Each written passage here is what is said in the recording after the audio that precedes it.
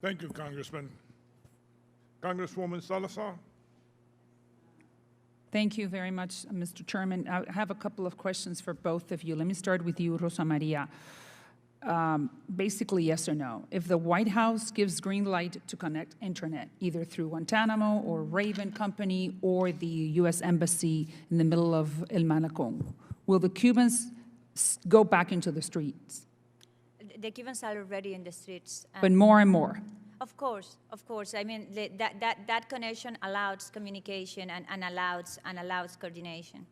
Do you think that more Cubans will feel emboldened because they know that the world is watching them because of the Wi-Fi? That's very important. That's key. I do think that, and I do think that everybody needs to send the message to the Cuban people that they are not alone.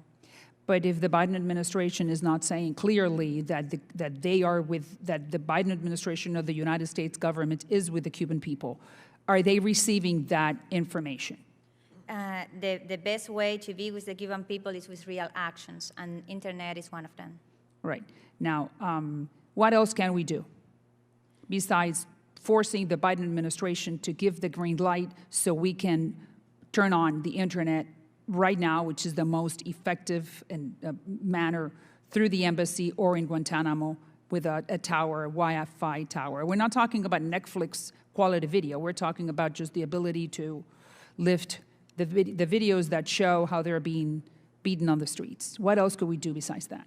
Yeah, you could please help us to put these recommendations on the radar of the president, and please also do it as not just personal recommendations, but actually these are the suggestions, the recommendations of the majority of the Cuban civil society and opposition that took part of a platform called Pasos de Cambio.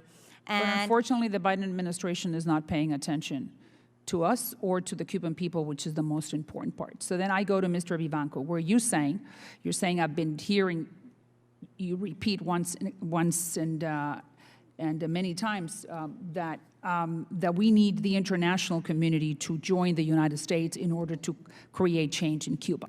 But then my question is now, putting the embargo aside, putting politics aside, where is the international community now when they see that the people are shouting on the streets? That has nothing to do with the Americans or with the embargo.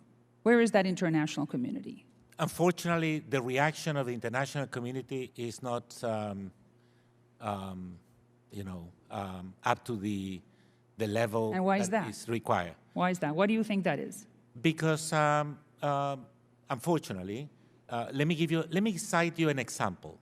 The current president of Argentina, Alberto Fernandez. Yes. He says, I have no idea what is going on in Cuba, but I am against the embargo. So that is very unfortunate reaction. And he is the leader of a democratic country. It's not a dictatorship. This is not, we are not looking into Russia or China. It's one of the biggest democracies in Latin America.